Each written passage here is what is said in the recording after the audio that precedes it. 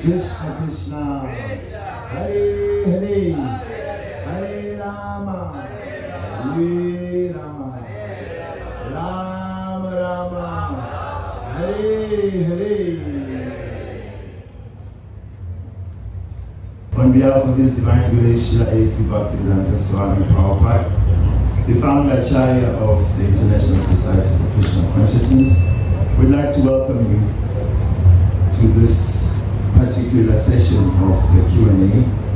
Our topic is,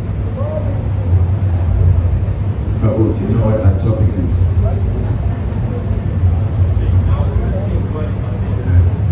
Hey!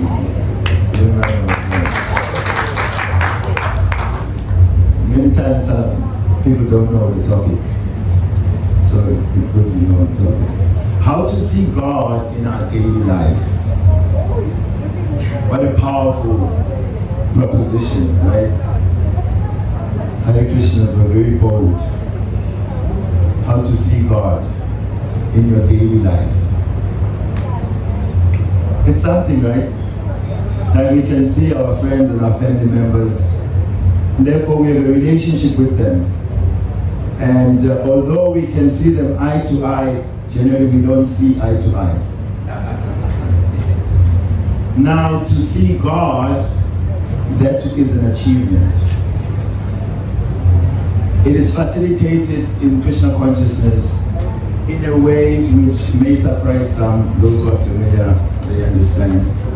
That to see God is not necessarily dependent on having some eyeball that works. Because God is a spiritual entity. He is Satchit Ananda Vigraha. His form is made of eternity. It's made of full knowledge. It is completely blissful. Therefore, unless one is qualified to that platform of Satchit Ananda, it should not be possible to see God with your own eyes. But we are fortunate that those who live with the Lord in the spiritual sky, their disposition is that they like to share. Krishna is so attractive and charming. They want us who have left the direct association of Krishna to get his association. And so today, we will explore the different ways in which conditioned souls like ourselves are given access to seeing God. And we're given ways in which we can see God. So, we'll begin by exploring Bhagavad Gita. It's a good start, Bhagavad Gita. Yeah? Yes, I'm getting some authorization in economy. So, in the Bhagavad Gita, Lord Krishna says in the 6th chapter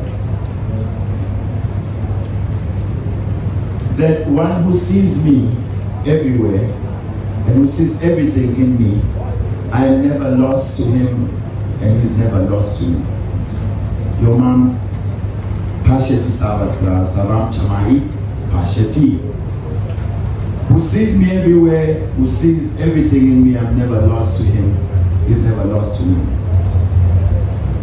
To see Krishna everywhere requires love. Brahma has testified to this. Premanjana Churita Bhakti Vilochanena. That the eyes which are smeared with ointment of love, they can see Krishna, Yam Shama Sundam Achintya Guna Sarupam, who is an inconceivable personality, Achintya, and his qualities are beyond material understanding. But when there is love, prema, then that vision of Krishna, Shamasunda, becomes available to us. So there may be a gap, and you may feel that. Okay, we're starting at you need love of God to see God. That doesn't help us so much when we don't have the type of love of God. So another level is that the Lord himself He is eager to give his association to us. He wants us to know him, to see him. So we find different types of avatars or incarnations of the Lord. Avatar means one who descends. The word incarnation, I guess English language is limited sometimes to translate these transcendental concepts, because incarnation denotes carnal, of flesh. It means now the Supreme Satchidananda being has taken flesh. And we know what flesh is all about. It's not actually the position that God takes, but hey, incarnations. So one such incarnation which is readily available is called the Archa Vigraha. Archa means to worship, Vigraha means form.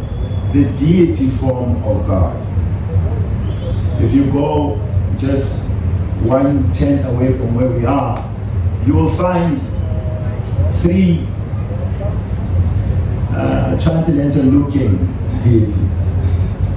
My mother once visited the temple when I was in Pretoria. And she made two comments that were just, I'll tell you now. She walked past a picture of Jagannath, Baladev and Subhadra. And she said, "Ow, such nice, beautiful owls." I said, yeah, they're quite charming. And then when she got to the door, there was a picture there of Lord Narasimha, half man, half lion. And he's got Kashapp and he's tearing up his stomach and his entrails are sticking out. She said, "Oh, you guys also have the picture of the devil." I said, "Yes." It would be hard to move from devil back to God, because there's death there and gore. And according to the school you're from, theologically, God is never associated with death and killing. The devil is always assigned that task, so she thought that was the devil. So anyway, the deity of the Lord is available in the temples. In this festival, the deity of the Lord leaves the temple and rides on the chariot and stays with us here for 4 days, so that we can use these eyeballs to stare. Generally, staring is very rude. People don't like to be looked at too long. Out here, it's still better. Europe and other places, 2 seconds too long to stare. It's like people are really like, "Hey, what's your problem? What you want?" But Krishna is so kind that he stands or sits there, and we can come and look at him up and down for as long as we want. And you can notice that although the deity may be carved in wood or stone, and one may think of it materially, there is an experience that we get, that sometimes we are looking and so attracted that someone even has to tell us, "Hey, okay, now enough, now let's go." There's hardly any person that we know that we would actually take a whole drive to go and stand and look at for like 10, 15 minutes. So this is an opportunity that the Lord has manifested himself in these deity forms, so that with our naked eye we can see him. And not only see, we can render direct service, cook for God, dress God, fan him, offer different items to him, and therefore develop a concrete relationship. This is personalism. The Lord is a supreme person. And if we're talking about loving God, then there must be some service. But if we think God is just only the impersonal feature, then it's difficult to love an impersonal energy. Like we love the sky, it's blue and everything, but to really fall in love with the sky will take a lot. And how do you serve the sky? Which part of it do you serve? So this is one way of seeing God daily. Here at this festival, you can get yourself some deities, even if it's just dolls, which are not by the Subhatra, or even if it's a sticker, and you can put somewhere in your house, you can hang a picture, you can stick on the dashboard of your car, and you can see God every day. Number 2, in the Bhagavad Gita, the Lord speaks in the 10th chapter how we can see Him in the particularly prominent features of the external environment. He speaks a verse there, Rasoham Apsukonteya Prabhashmi Shashisuryayo Pranava Savavedeshu Shapyake Purusam Nrishu. Rasa means taste. Krishna says, I am the taste of water. So everybody drinks water. In fact, it's promoted. Stay hydrated. So when we drink water, like Ramod Prabhu just took a sip, that particular taste of water that quenches the thirst, we can understand that that is Krishna. He says, I'm the taste of water. Prabhashmi Shashi Surya, the sun is there in the sky. In the night, the moon is there. I'm the light of the sun and the moon. So now, even if the sun is covered from our vision by the clouds, there's still some light. And today we're blessed direct sunlight. So we can associate this light of the sun. Krishna has said, it is I. So in his energetic features, the Lord is present everywhere, all pervading. Sun and moon, all people love moonshine, yes? But for our own pastimes, we perform our own rascal leelas under the moonshine. Cooling moonshine. We can meditate on the Lord, that it is said also of his lotus feet that they are as cooling as thousands of moons. So, like this, we are seeing the Lord. Pranava, Savavede Ishu. The Vedas are full of mantras, and generally most of the Vedic mantras begin with Om.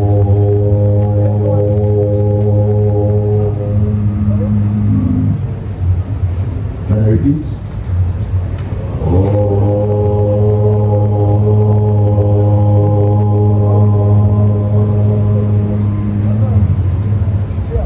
One more.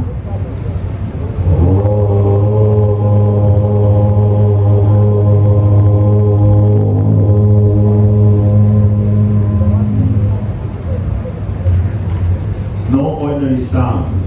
The alphabet says A-U-M. But this pranava, this omkar, is sound representation of the Supreme Personality of Godhead. And therefore, it is like the seed through which one enters the domain of knowledge. So Vedanta is full of mantras with this seed of addressing the Lord in person. So, wherever you hear Om, wherever you see Om, you can associate with the Lord and you can see the presence of the Lord. So the Vedas, the scriptures are,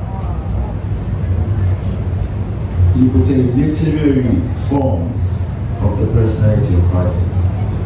This Bhagavad Gita, because it has come directly from Krishna, is also a form of Krishna, a form of God.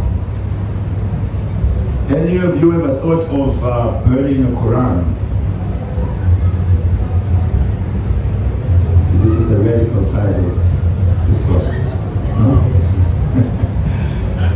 You're all pious people, you never thought of such a thing. You know also the consequence of that, do you? if it was found out that you burnt the Quran, yes, you may have your house burnt or yourself burnt. But if you may ask, what's so special? Holy Bible, Holy Quran, this is just paper and ink. If someone burns the Bhagavad Gita, all the Hindus, we would unite. We forget that we are Brahma Kumaris or Arya Samaj, or this or that Sab. We come together, disrespect our holy book. There's a protest. But the question may be, what's so important with this paper and ink?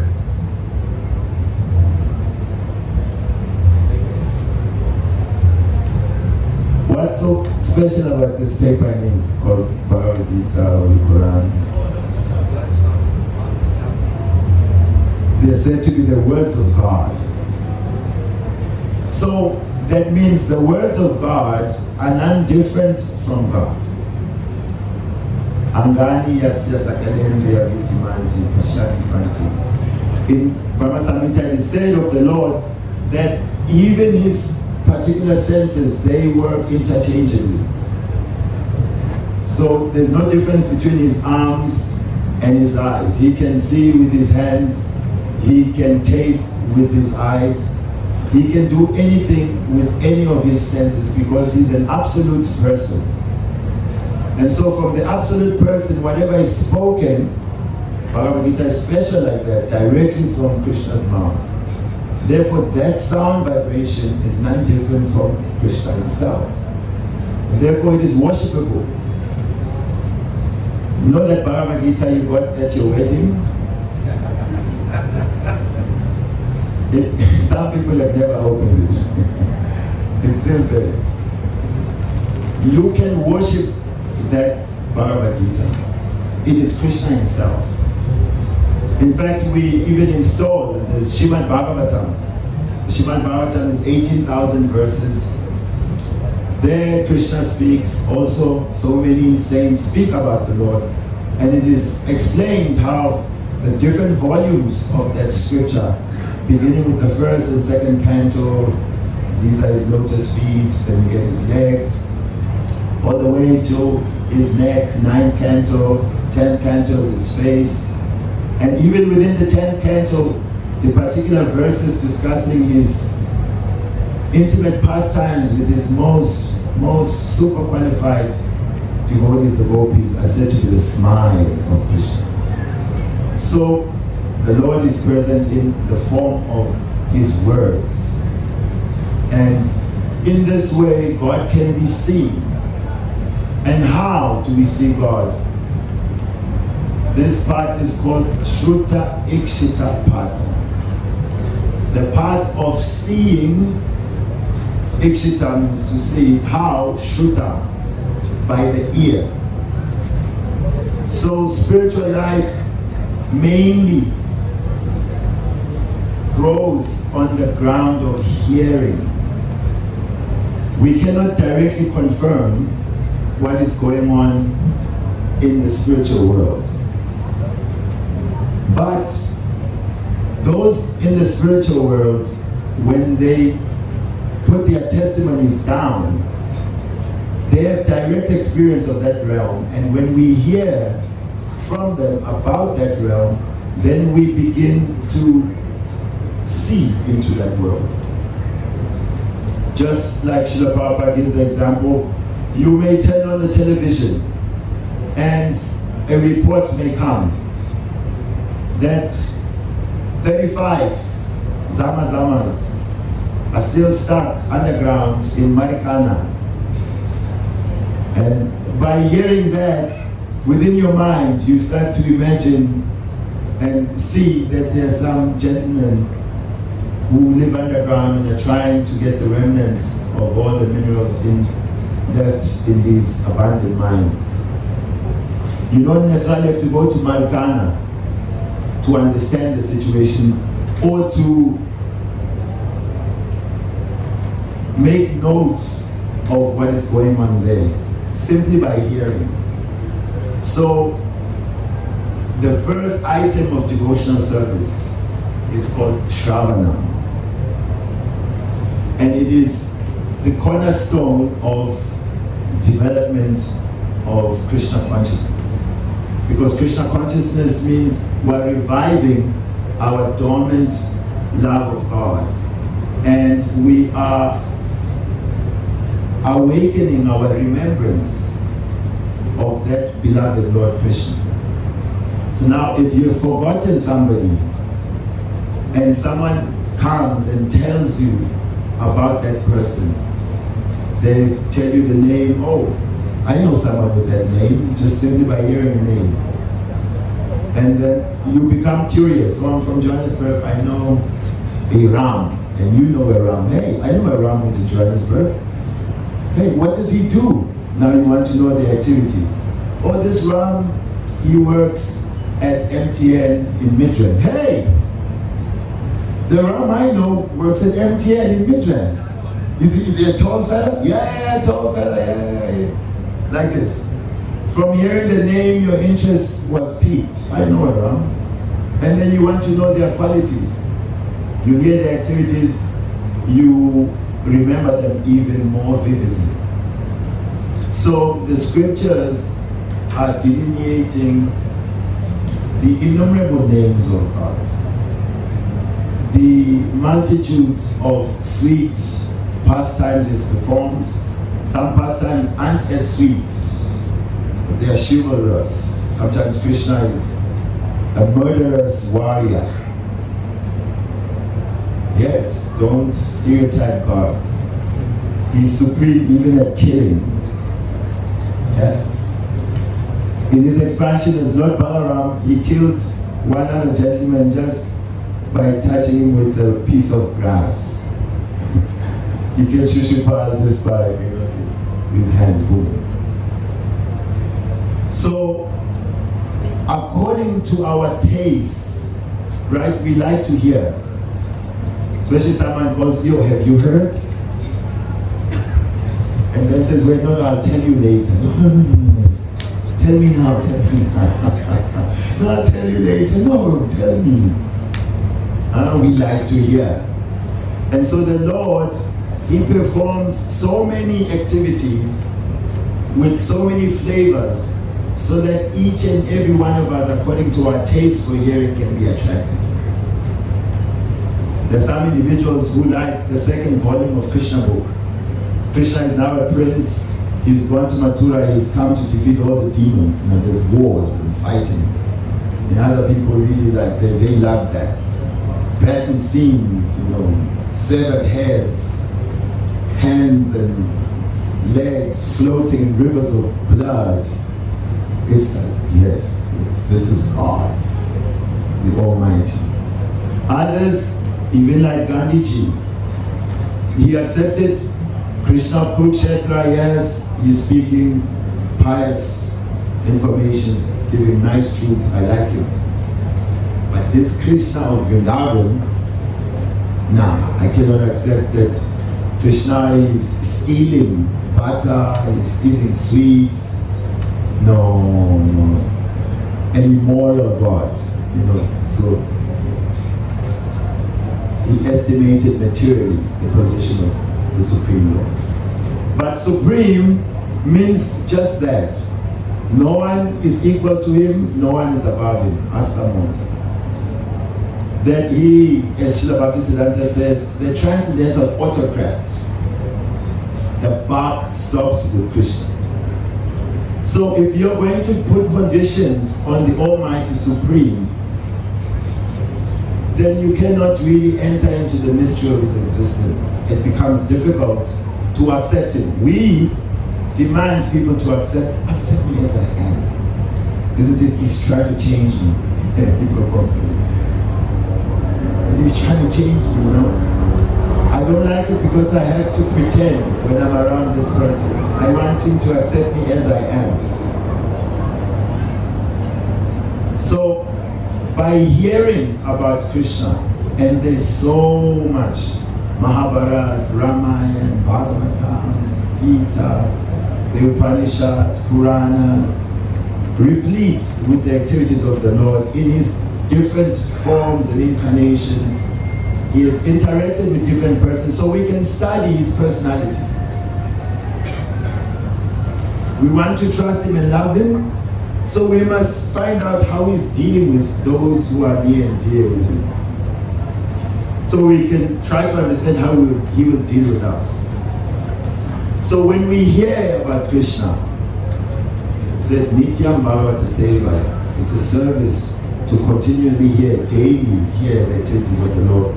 Shrimvatam Swakata Krishna Punya Shravana Kirtana. By hearing about the Lord, this hearing itself is great piety. Simply by hearing about the Lord, then the dirt, the abhajanis in the heart becomes cleansed.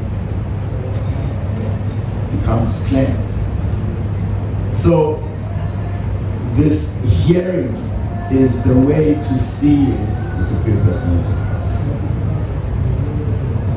Therefore, there's a whole science of hearing also, that one must hear from a qualified personality who is free from vice.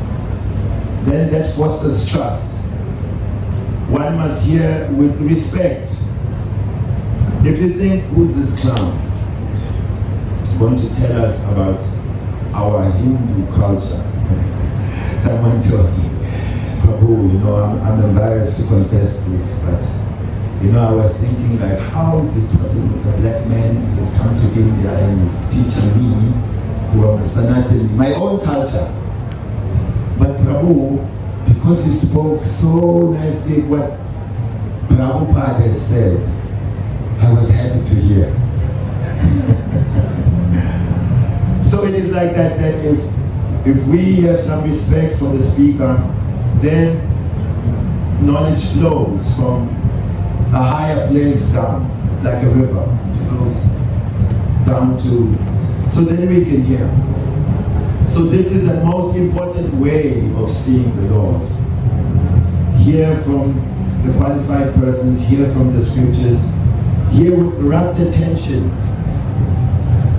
as if your life depended on it. When we hear in that way, the heart's opened, we take the message, means Lord Krishna becomes established in our hearts. And whatever we have heard, then we begin to meditate on it. How will I apply it? Otherwise we know, in this side, out that side. So when you go in here at Krishna Katha, try to take something with you, takeaways. You must always have a takeaway. The trainings that keep a notebook, write something down and see that this I want to apply. Also in the Gita, we can see God in the flow of time. Right now when she's giving me the paper, I can tell that the time has moved. Krishna says, Kalos me lokakshaya krit pravito. Arjuna had been shown the universal form of God. Krishna has shown that I'm everything. I'm the demigods, I'm the time factor, I'm the planets, I'm the demigods. And yet told him that I am time I am. It's a famous one because Oppenheimer quoted it also. When he saw the devastating power of the nuclear weapon, he quoted Bhagavad Gita. This time I am. Then he said, death I am, death I have become. So time is a feature of the Supreme Lord. It is how the Lord controls everything. Everything is in the grip of time. And in due course of time, everything will be crushed to pieces. And so we can meditate and see how the Lord, in the form of time, is the controller of our lives. How ayuharati vai pumsa pujana so chayana so tasya teya chanunita. In the Bhagavatam, it is mentioned both by the rising and by the setting of the sun.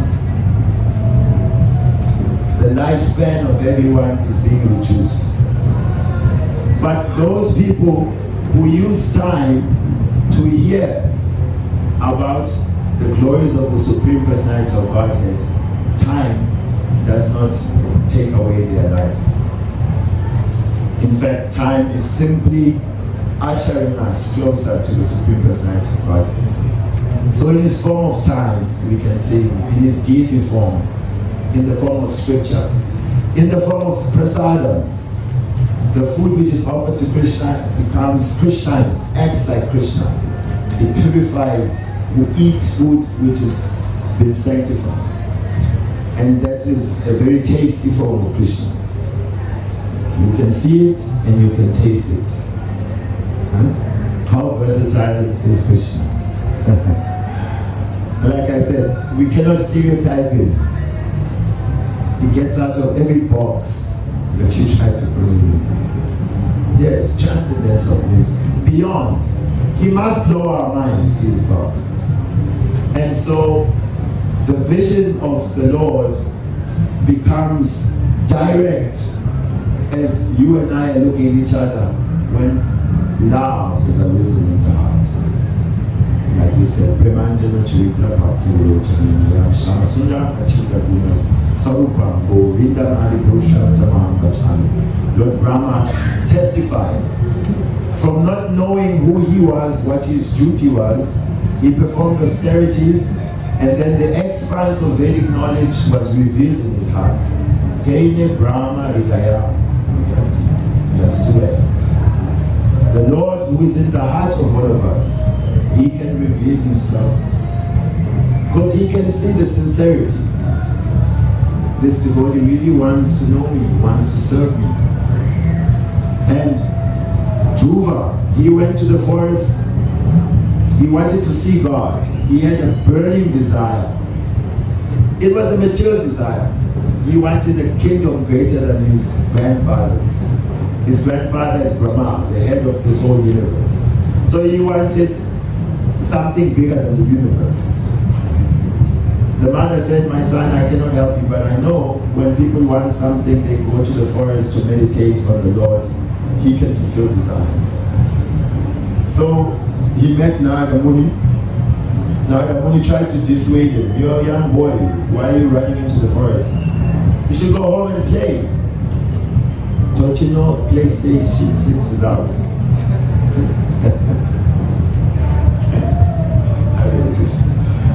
Go play. And Dhruva said, look, if you cannot help me, please step out of my way. I want to meet Narayana. So the spiritual master was pleased by his determination. He gave him a mantra. He was chanting this mantra. And in a very short time, the very deity he was seeing in his absorption of meditation with eyes closed, that meditation broke. When he opened his eyes, that same Lord was standing directly before him. And what was Dhruva's realization? He was embarrassed. My dear Lord, I had such desires. But now that I've seen you, I see that my desires, you are such a gem. My desires were just like broken pieces of glass. Useless. Now that I've seen you. So, the vision of Krishna is very valuable, and therefore the devotees are cultivating a desire to be 24 hours conscious of God. And we touched on a few ways that we can build our consciousness of Krishna.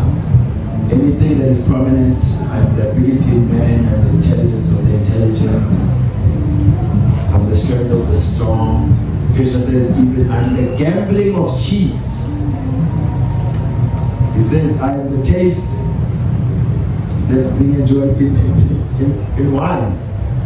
Why do people go back and drink more wine? There's a particular flavor that Krishna says, even in intoxication, you can still remember me. So like that in nature, in time, the deity, the scriptures. And last but not least, in the Kali Yuga, Kali Kali Nama Rupa Krishna Avatar, the main incarnation in the age of Kali is the form of the holy name. That is why we are always chanting Hare Krishna.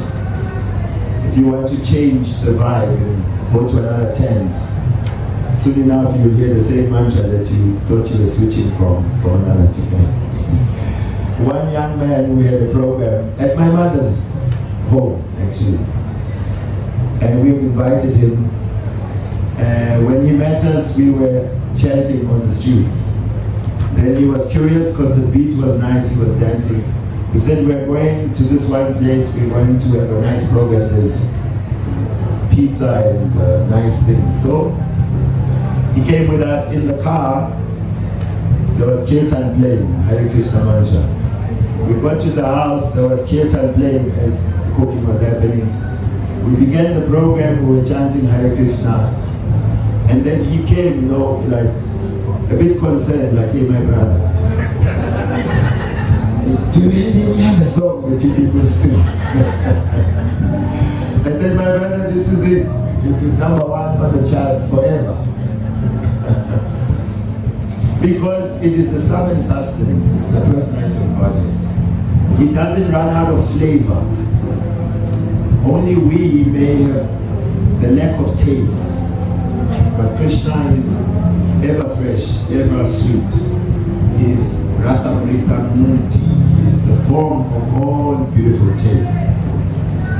So please let us deepen our commitment to chanting this holy name of Krishna. There is no other better solution for the age of Kali.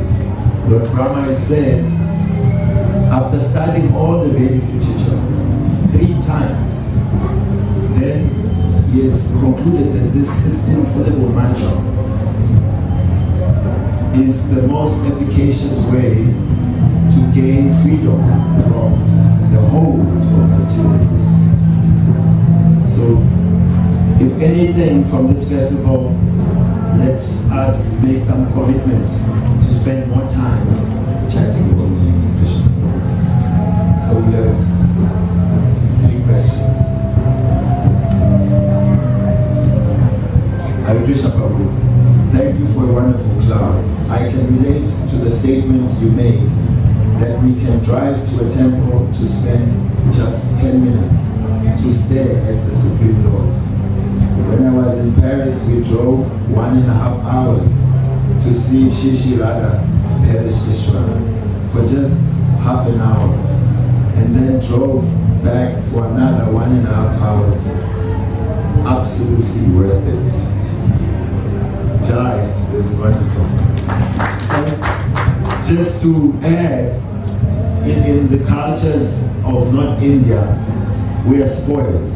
And we are not coming from the Brahma Mata Gaudiya Vaishnava Sampradaya, so Bengal Vaishnavism. Krishna is so readily available in the temple. You know, there are hours of darshan.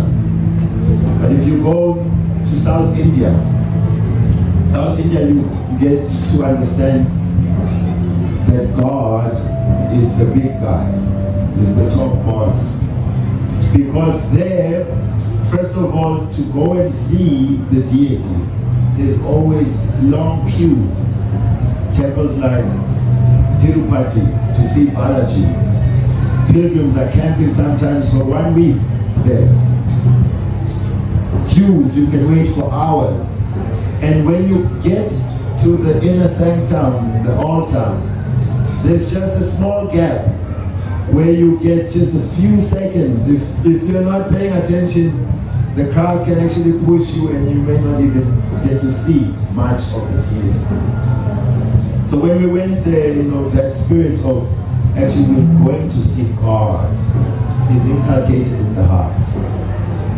Because familiarity breeds contempt sometimes. We may take for granted, she'd rather not, you know, if I go, whenever I'll see them, they're always there, I can always go. But then when you don't get enough time even to see when it takes hours to get there, then you understand your fortune to be allowed to see the Lord. So this is wonderful. Good use of human life, driving for hours to go see Krishna Chakmali. And He's waiting to see us. And just by presenting ourselves, we are blessed by His holy glances. Other discourses presented at the festival are available on YouTube. Please provide hashtag or address. Thank you for the informative discussion. I think that they are, depending on different speakers, if they've recorded. What we are doing here will be on YouTube. It will be at savyathemonk on YouTube. You can see the YouTube channel, SAVYA the monk. You go there, click those nice buttons, and see other discussions that we have in different places. But definitely chunks of this festival, and I'm sure there'll be a summary video, just snippets of whatever has happened, will be posted online.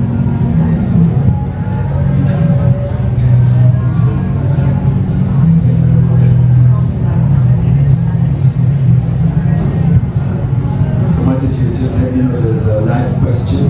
She'll hand over the mic. I'll quickly.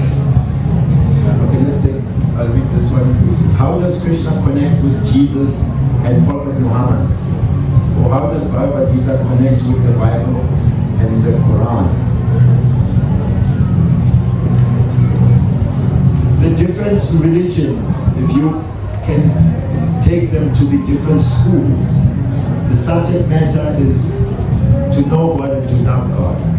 At least when we examine all of them at their highest offerings. The Bible says to love God with all your heart, mind, and soul. Bhagavad Gita says to worship the Lord, bow down to Him, offer your very self to Him. Bhakti. So the relationship can be there philosophically. Surrender to God, submit to God. Different words are used that human beings must surrender their will or dovetail their will with the supreme will. There they will find good fortune. But different schools teach this subject of God from different angles of vision. And because the subject of God is infinite, then they may treat it to different levels. So it is the duty of every human being to see what each revelation is, how much details are available about the personality of Godhead, the spiritual world which we are being told we need to go to, the processes of purification, the practicalities of everyday practice, and the quality of those who have followed that path. We want to see what are their realizations. So like this, different schools, you can sign up in each school, and in each school there is a particular preeminent teacher. So Muhammad, Jesus, Chaitanya Mahaprabhu, like this. I hope it serves some part of your question. Hello, Hare Krishna. Hare Krishna Prabhu. Thanks for all the interesting talk. While sitting here, I just thought about something that I need to ask. I take it that God is the creator of the universe, and in this universe there are various beings, like human beings, insects, and the various living forms.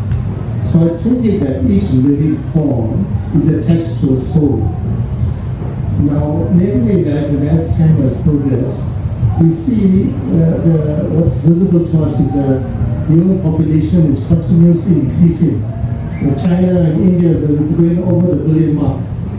So what do you think for mind, and if you can give us some insight into this, where if each soul is if each living being is attached to a soul, so the inquiry is the fact that the population is increasing and the fact that there's a soul attached to each living being, and given the fact that I'm of the imagination that the number of souls in this universe is finite, so where are these extra souls coming from to take a form of life? It's just a general question. I appreciate if you can give us some insight into that, and all the best, and Hare Krishna. Thank you. Thank you very much for your question. Yes, this inquiry tends to come up that the living beings, the souls, are eternal. They're not created at any point in material history. So there's a certain number of souls. We see that populations are increasing here and there. Where have these new souls come from? Right now in Europe, there's a crisis of immigration. Their numbers are swelling, and they are feeling that some people from Middle East have come, refugees and stuff. So they existed in one part of the world and they've migrated to another part. So when they go to that Pacific part, then the increase of population. Here, we complain that people from different countries in Africa, they are coming to South Africa and they're breaking our health systems, and we cannot cater for all this swell in population. So with this, you can see that the people of Zimbabwe, Zambia, Angola, wherever they come from, exist. They existed, but they just migrate to South Africa. And then we see that the population here is increasing. So similarly, the living beings are always existing in some place within the innumerable material universes, and they also exist in the unlimited spiritual world. So when we see human beings population increasing, so it means more souls are getting the opportunity to take birth in the human form. But it's not that they are new, because this idea of new is like newborn. We think that soul was created just before their birthday. But no, the souls exist eternally, and when they are getting human form, human birth, then we are counting them as new, because they're new to that locale, but they are coming from another place. They've always been existing.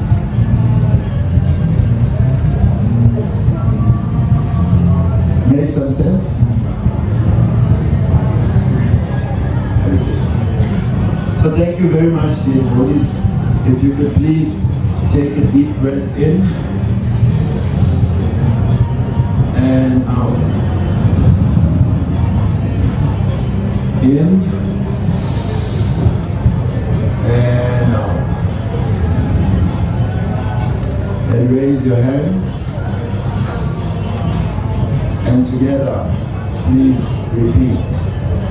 Hare Krishna. Hare Krishna.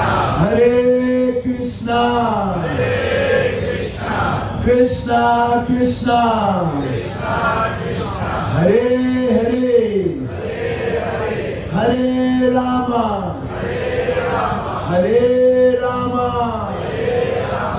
Rama Rama. Rama Rama. Hare Hare.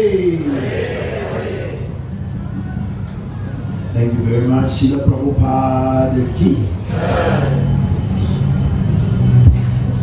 Hare Krishna, and a huge round of applause to you, Sri Swami Sachidanand. And very exciting